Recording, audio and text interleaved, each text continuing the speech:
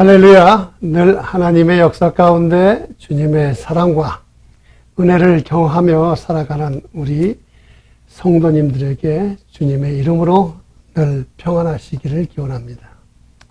자, 우리는 계속해서 살펴가고 있는 성경에 나타난 그 하나님의 역사. 자, 오늘은 창세기 15장에 나오는 일명 하나님과의 그 횃불 언약에 관한 사건을 통해서 또 함께 은혜를 나누는 시간을 갖겠습니다. 이 횃불 언약은 아브라함에게 있어서 얼마나 중요한 사건인지 모릅니다. 또한 이러한 아브라함의 모습을 통해서 우리가 보고 또 읽고 따라해 보는 우리에게도 이 사건이 얼마나 중요한지 또 얼마나 나의 삶을 변화시키는 사건인지 깨닫게 되는 그러한 시간이 되기를 주님의 이름으로 또한 축원드립니다. 그래서 이 횃불 언약 사건이 중요하기 때문에 그 2주간에 걸쳐서 함께 나누며 음미해보고 경험해보기를 원합니다. 자, 그렇다면 횃불 언약은 과연 무엇을 말하는 것일까요? 보시면 하나님께서 아브라함에게 약속하여 주신 언약들을 당시 고대 근동사회에서 계약을 할 때 행해지던 그 의식들을 통해서 아브라함에게 확신시켜 주신 사건으로 예레미야 34장 18에서 31절에 설명하듯이 계약은 반드시 지켜야 되는데 만약에 그 계약을 위반하면 쪼개진 짐승과 같은 신세가 될 것이라는 의미가 담겨져 있는 것입니다. 자, 영적인 의미에서 보면 그 언약의 궁극적인 성취를 위해서 그 예수 그리스도께서 십자가에 죽게 되시는 것. 그래서 예수 그리스도의 그 희생과 헌신을 가리키는 것이 바로 횃불 언약의 중요한 의미라고 할 수 있습니다. 자, 이것을 통해서 우리는 하나님께서 우리에게 그 주신 언약, 즉 우리를 죄에서 구원하여 주시겠다는 그 약속을 위해서 스스로 낮은 자리에 오셔서 우리의 구주가 되신 예수 그리스도를 반드시 믿어야 하는 것이 바로 횃불 언약에 대한 우리들의 반응이 되어야 될 것이라고 생각합니다. 자, 다시 본론으로 돌아가서 오늘 그 본문 이 사건을 한번 살펴보면 이때 아브라함은 두려워하고 있다는 것을 알 수가 있습니다. 함께 보시면 이후에 여호와의 말씀이 환상 중에 아브라함에게 임하여 이르시되 아브라함아 두려워하지 말라. 나는 내 방패요 너의 지극히 큰 상급이니라. 아멘. 자, 여기에서 이후에라는 단어가 나오는데 이때가 언제냐 하면 창세기 그 14장에 나오는 그 메소포타미아의 그 사개 연합군을 아브라함이 물리쳤죠. 그래서 롯을 구하고 살렘왕 멜기세덱에게 축복을 받아서 11조를 바치고 또 소돔 왕에게는 하나님의 명예를 위해서 자기가 그 재물을 취하지 않았던 한마디로 아주 잘 나가던 그때를 말하는 것입니다. 그런데 그런 좋은 시간이 지나자 아브라함에게는 불현듯 그 불안한 마음이 들기 시작을 합니다. 왜냐? 정신없이 그저 하나님의 그 손에 붙들려서 전쟁을 치르고 또한 승리하여서 정말로 꿈과 같은 시간을 잘 보내다가 이제 제정신이 들어서 정신을 차려보니까 자기가 한 일에 대한 두려움이 생기기 시작했던 거예요.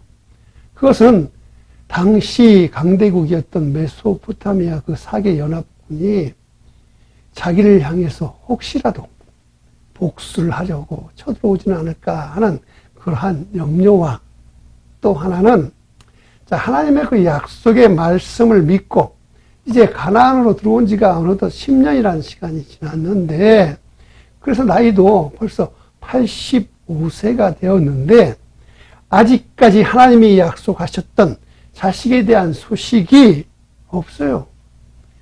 그래서 거기에서 오는 상심이 또 하나의 이유라고 볼 수 있습니다. 하나님의 그 약속의 말씀은 큰 민족을 이룬다라고 했죠. 그래서 큰 민족을 이루려면 먼저 뭐예요? 아기가 있어야 돼요.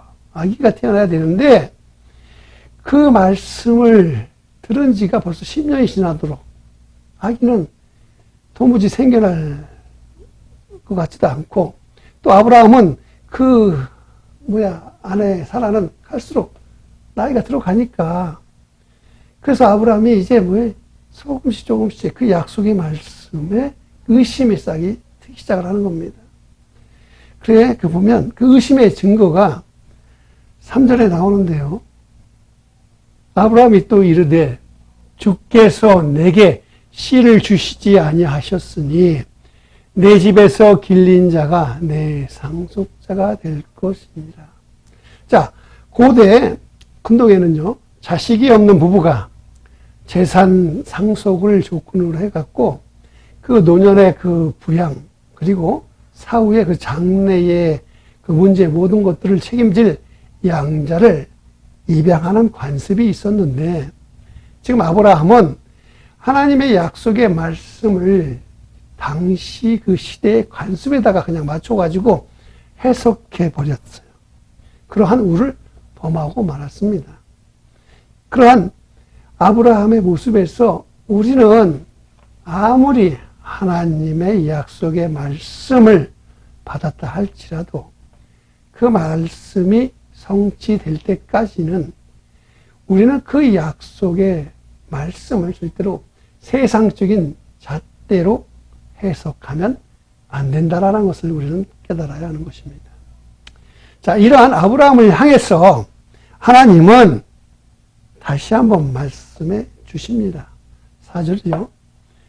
여호와의 말씀이 임하여 이르시되 그 사람이 내 상속자가 아니라 내 몸에서 날 자가 내 상속자가 되리라 하시고, 계속해서 5절, 그를 이끌고 밖으로 나가 이르시되 하늘을 우러러 뭇별을 셀 수 있나 보라. 또 그에게 이르시되 내 자손이 이와 같으리라. 즉 하나님께서는 후사에 대해서 지금 불안해하고 있는 아브라함을 데리고 나가서 그 밤하늘에 수많은 별들을 가리키며 다시 한번 하나님의 약속의 말씀을 다짐해 주고 있는 것입니다. 그러나 인간적으로 이것을 믿기는 힘들어요. 왜냐? 사례가 아기를 낳을 수 있는 그 나이가 어느덧 많이 지났기 때문입니다. 하지만 아브라함은 이런 하나님의 약속의 말씀을 믿었습니다. 6절을 보면 아브라함이 여호와를 믿으니 여호와께서 이를 그의 의로 여기시고. 아멘.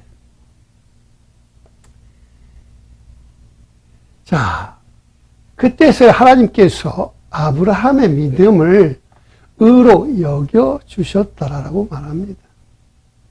근데 우리는 여기에서 한번 우리가 생각해 볼 것이 뭐냐면, 하나님께서는 왜 이때서야 아브라함의 믿음을 의라고 여겨주셨을까?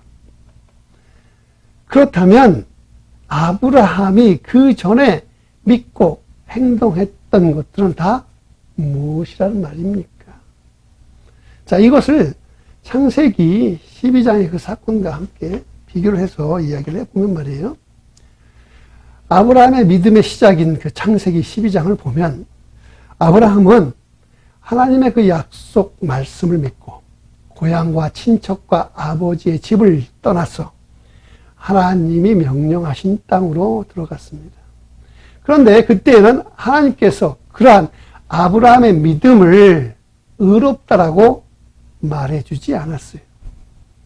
그때는 오직 너로 큰 민족을 이루겠다. 내 이름을 장대하게 해주겠다. 너를 복의 근원이 되게 해주겠다라는 축복의 말씀만 주셨어요. 즉 아브라함에게 하나님께서는 축복의 말씀만 주셨고 아브라함은 그 축복의 말씀을 얻기 위해서 하나님께 순종했었다라는 것이죠. 그런데 이런 하나님의 축복의 말씀이 이루어지기 위해서는 긴 기다림의 과정과 연단의 과정,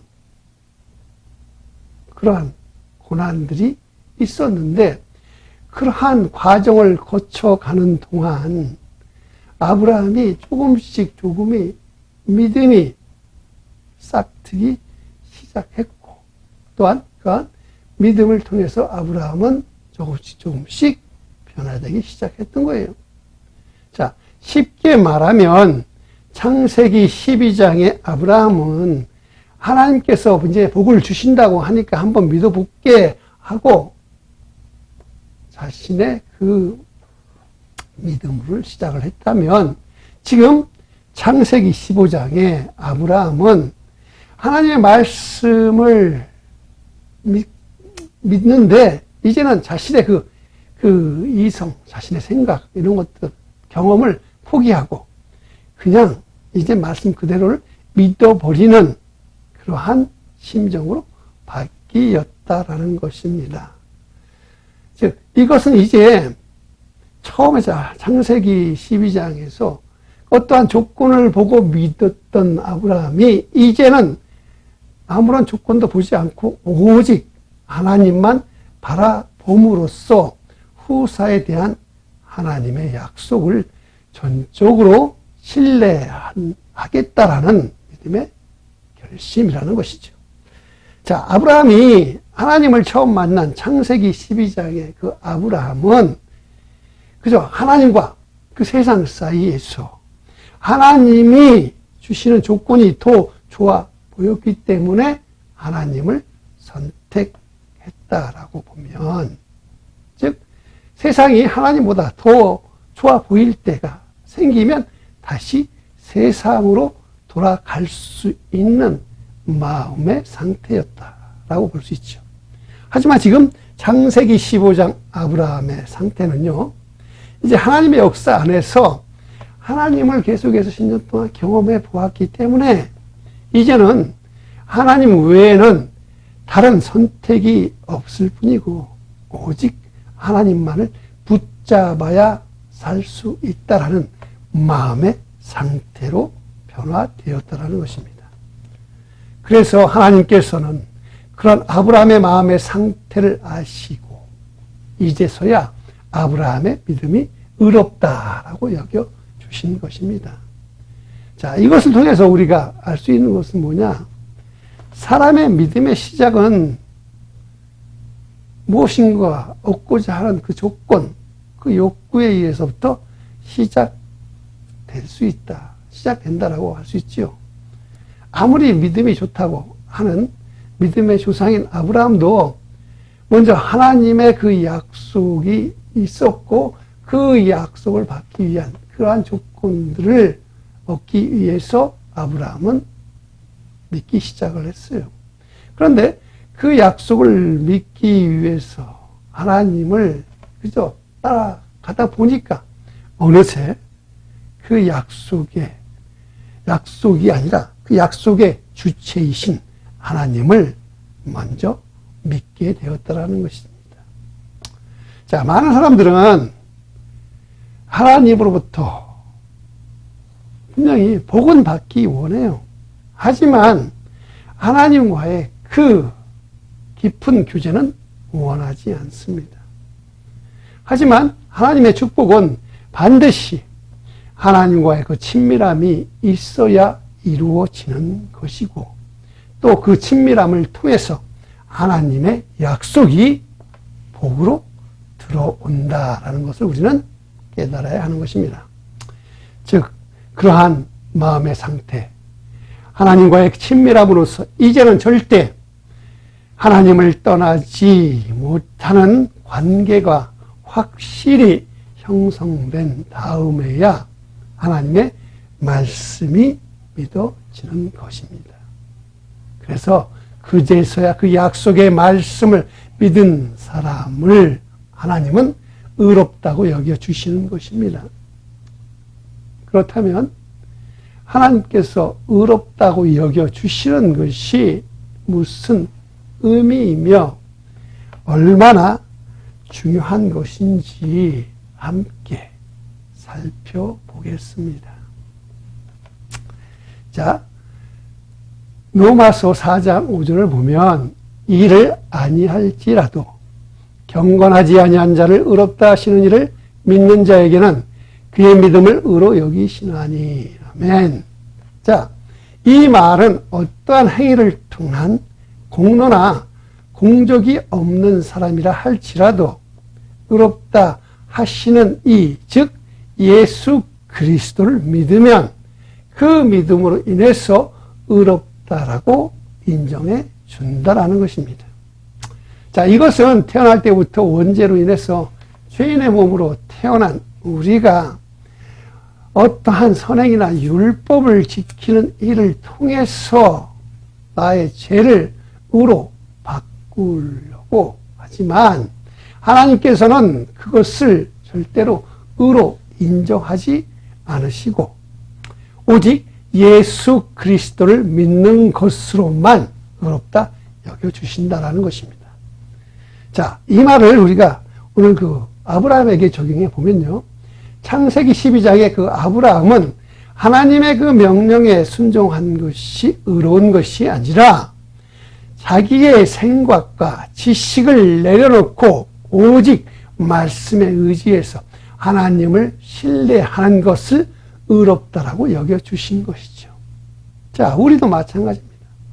우리가 하나님의 복을 얻기 위해서 열심히 믿고 순종하며 봉사하며 살아가는 것이 의로운 것이 아니라 내가 죄인인 것을 인정하고 내 죄를 대속하신 예수 그리스도가 나의 구주가 되심을 믿는 것, 그것이 바로 의롭다 하고 인정받는 것입니다. 이런 의로움이 나로 하여금 죄로부터 구원해 주시는 것이며 마침내는 천국으로 들어가게 되는 것입니다. 이렇게 의롭다 여김을 받는 것을 성경은 칭의라고 말을 하지요. 즉 이러한 칭의는 세 가지의 특징이 있는데 함께 보면요. 첫 번째는 칭의를 받는다고 본질적으로 어려워지지는 않는다라는 것입니다. 자, 이 말은 본질적으로는 아직도 칭의를 예수 그리스도를 믿었다 하더라도 우리는 부패해요. 죄인의 상태 그대로입니다. 하지만 하나님께서는 예수 그리스도 때문에 우리를 의롭다고 여겨주시는 것입니다. 그렇기 때문에요. 예수 그리스도를 믿었다고 곧바로 변화되지는 않는 것입니다. 그리고 둘째, 칭의는 오직 하나님의 은혜로 얻어지는 것입니다. 자, 이 말은 우리가 예수 그리스도를 믿는다고 행했던 모든 여러 가지 행위나 순종으로 우리가 의로움을 받는 것, 의로움을 인정받는 것이 아니라는 것이죠.